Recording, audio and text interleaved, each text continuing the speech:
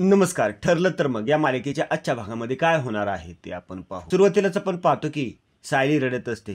ती रडत रडत बोलत असते, मला वाटत होती की ही खोली माझी पण आहे, त्यामुळे या खोलीत येण्यासाठी माझीही परवानगी असायला हवी, पण ते चुकीचं आहे. इथे कुठल्याच गोष्टीवर माझा काहीही हक्क नाहीये. यावर अर्जुन बोलतो, तसं नाहीये मिसेस सायली, तुमचा कम्प्लीट हक्क आहे. हे बघा, तिच्याशी चांगलं वागणं कंपल्सरी होतं माझ्यासाठी, तरच तिला वाटेल ना की ती माझ्या लाईफ मध्ये हवंय असं मला वाटतंय. आणि आपण हे नाटक करतोय ना मिसेस सायली. सायली बोलते, हे सगळं मान्य, पण म्हणून तुम्ही एवढ्यात बाहेरून रविराज आवाज देतो, ज्युनियर. रविराज त्यांच्या रूम मध्ये येतो.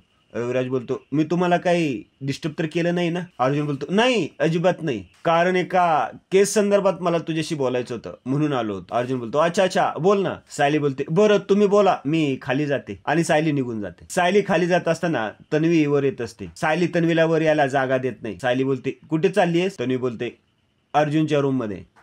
म्हणजे आमच्या रूम मध्ये? तन्वी बोलते, तुला कळत नाहीये का? मी अर्जुनच्या रूम मध्ये चालली आहे. सायली तन्वीचा हात पकडते आणि तिला तिच्या रूम मध्ये घेऊन जाते. इकडे रविराज बोलत असतो, अर्जुन तुला माहितीये मी आपल्या या व्यवसायातून निवृत्ती घेतलेली आहे, पण ती वात्सल्य आश्रम केस मी फक्त तन्वीसाठी घेतली आहे. आणि मग कामं वाढतच गेली आणि आता मला कामाकडे नाही तर प्रतिमाकडे लक्ष द्यायचंय. त्यावर अर्जुन बोलतो, मी समजू शकतो, बोल ना, काय हेल्प करू मी? रविराज बोलतो, माझी अशी इच्छा आहे की माझ्या सगळ्या केसेस तू हँडल कराव्यात. अर्जुन बोलतो, ऑफकोर्स, नक्कीच, मी आजच चैतन्यला सांगतो. इकडे सायली तन्वीला तिच्या रूम मध्ये ओढत आणते आणि दरवाजा लावते आणि बोलते, हे बघ, ही आहे तुझी खोली. तुझी ते तारा निघाली होती ना, ती ह्यांची आणि माझी खोली आहे. तन्वी बोलते, मग त्या खोलीत तिसऱ्याने प्रवेश करायचा नाही असं आहे का? यावर सायली बोलते, अगं पण जायचंच असतं का तुला आमच्या खोलीत? हे बघ प्रिया, तुझ्या मनात काय चाललंय हे मला कळत नाहीये असं समजू नकोस. इतकी भोळी नाहीये मी. यावर प्रिया हसत बोलते, भोळी? अगं भोळी नाहीस तू, मूर्ख आहेस, मूर्ख. आणि म्हणून तुझा नवरा तुला इतक्या लवकर कंटाळलाय आणि माझ्या प्रेमात पडलाय. सायली बोलते, हे बघ, काय वाटेल ते बोलू नकोस, नाहीतर. तन्वी बोलते, नाहीतर काय? थोबाड फोडशील माझं? फोड ना, फोड, खिडकीच्या काचा फोड, इथल्या वस्तू फोड, काय वाटेल ते फोड, पण तुझा नवरा तुझ्याकडे परत येणार नाहीये. इकडे अर्जुन बोलत असतो, सिनियर, जरा बोलायचं होतं तुझ्याशी. रविराज बोलतो, बोल ना. अर्जुन बोलतो, प्रतिमा त्या माघारी आली आहे ते चांगलीच गोष्ट आहे, पण तुला जी बॉडी सापडली होती माग, ती कोणाची होती? आणि मग तिचा डीएनए तन्वीच्या डीएनएशी मॅच कसा काय झाला? यावर रविराज बोलतो, हा विचार माझ्या डोक्यात आला होता अर्जुन, पण प्रतिमा आली या आनंदात मागे पडला तो. अर्जुन बोलतो, मी समजू शकतो ते, पण आता तो विचार करायला हवा. रविराज बोलतो, अर्थात, पण ती बॉडी प्रतिमाचीच आहे हे कळण्यापूर्वी मी बरेच पुरावे चेक केले होते, तरीही ती बॉडी प्रतिमाचीच कशी निघाली आणि डीएनए कसा काय मॅच झाला? अर्जुन बोलतो, बरं मला सांग, तू टेस्ट कुठे केली होती? रविराज बोलतो, सिटी हॉस्पिटल.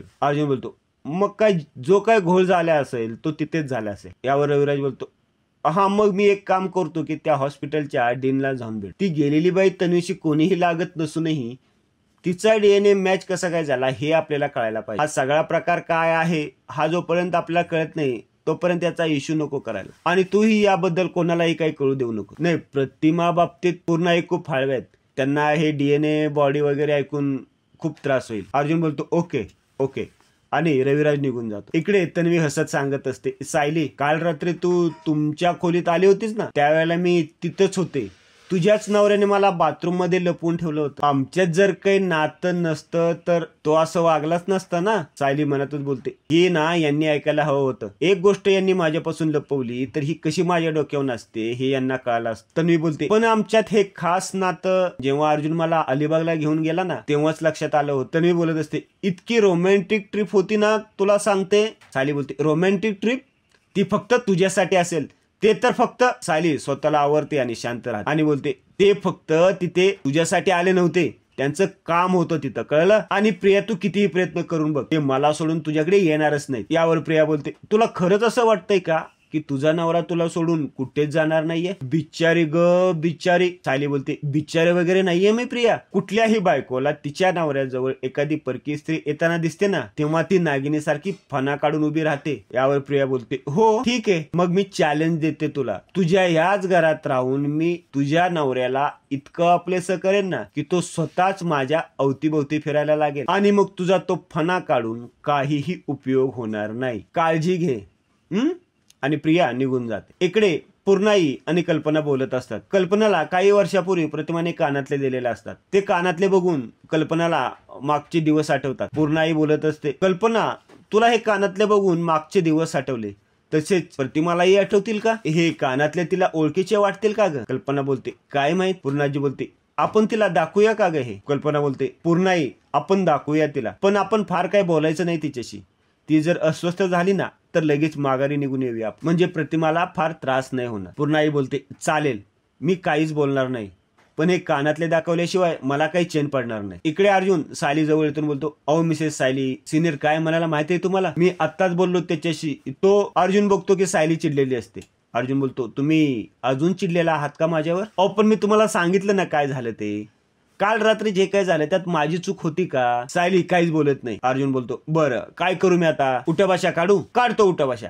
आणि अर्जुन उठाबशा काढायला. एवढ्यात तन्वी तिथे येते बोलते, अर्जुन. अर्जुन खाली बसतो तर तसाच लपून बसतो. तन्वी बोलते, ए आत्ता अर्जुन इथे होता ना, कुठे गेला? मी बघितलं त्याला. अर्जुन सायलीला बोलतो, बाहेर गेलाय म्हणून सांग. बाहेर गेलाय. सायली बोलते, हे काय? इथेच आहे. तन्वी सायली जवळ येते. अर्जुन हळूहळू उठत बोलतो, मोबाईल माझा खाली पडला होता ना, तो उचलत होतो. सायली मनातच बोलते, मी माफ करावं म्हणून उठाबशा काढत होता, हे सांगायला प्रियाला लाज वाटते. तन्वी बोलते, आता मिळाला ना तुला फोन, चल ना मग. तन्वी अर्जुनच्या हाताला धरून बाहेर नेत असते. एवढ्यात समोरून कल्पना येते. कल्पना बोलते, तन्वी अगं तू अर्जुनला घेऊन कुठे जातेस? तन्वी बोलते, मामी माझं ना अर्जुनकडे काम आहे म्हणून घेऊन जाते. कल्पना बोलते, अगं अर्जुन आता किचन मध्ये होता म्हणजे त्याचं सायलीकडे काहीतरी काम असणार ना. अगं जरा नवरा बायकोला काही प्रायव्हसी देशील की नाही? हे बघ तुझं जे काही काम आहे ना ते तू नंतर कर, तू आता अस्मिताशी गप्पा मार. जा जा जा. तन्वी गपचूप निघून जाते. कल्पना अर्जुनला बोलते, अर्जुन काय चाललंय काय तुझं? तन्वी जे काही तुझ्या मागे पुढे करते ना ते मला अजिबात आवडत नाहीये, आणि हल्ली तू पण ना तिच्याशी जास्तच चांगला वागतोय. नाही तुला ती आधी अजिबात तुझ्या डोळ्यासमोर नको असायची, पण आता काय झालंय? अर्जुन बोलतो, ते काय ना मम्मा, आता पण तेच आहे, पण प्रतिमा आत्या तिला जवळ येऊ देत नाही ना, म्हणून ती बिचारी जास्त हर्ट झाली. म्हणून मी तसंच वागून ती अजून हर्ट होईल ना म्हणून मी असा वागतोय, बाकी काय नाही, दॅट्स इट. यावर कल्पना बोलते, अरे हो पण ती सारखी तुझ्या जवळ जवळ येते ना, हे सहन करायची गरज नाहीये तुला. म्हणजे हे बघ तू तिच्याशी नीट वाग, पण तिचं वाटेल तसं वागणं खपून घेऊ नकोस, कळलं?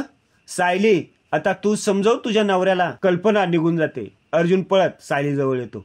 सायली बोलते, ऐकलत ना आई काय म्हणाले ते? तुमचं प्रियाशी वागणं सगळ्यांच्या डोळ्यावर येत आहे. तुम्ही थांबलात का? उठाबशा काढत होता ना?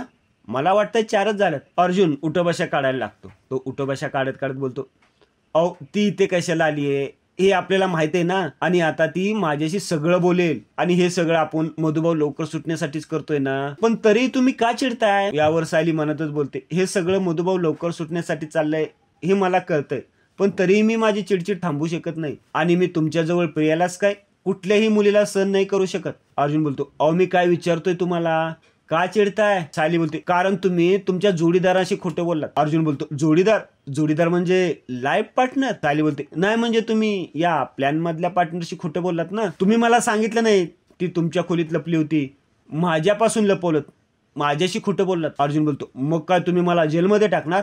सायली बोलते, परत जर खोटं बोललात ना तर टाकीन सुद्धा. अर्जुन बोलतो, ओके नाही बोलणार खोटं, मी तुमच्यापासून काही लपवणार नाही, आय प्रॉमिस. आणि आजचा भाग इथेच संपतो.